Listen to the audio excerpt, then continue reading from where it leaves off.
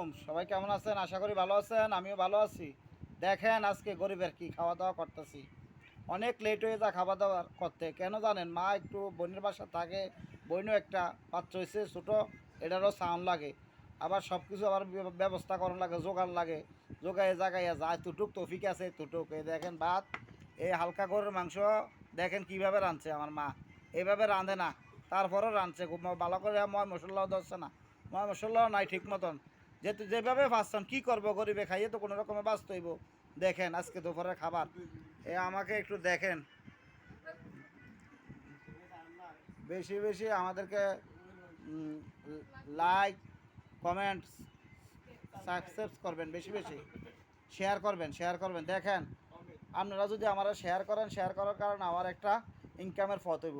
ভাই বেশি বেশি আমাকে লাইক, সাপোর্ট, শেয়ার করেন, বেশি বেশি করবেন ভাই।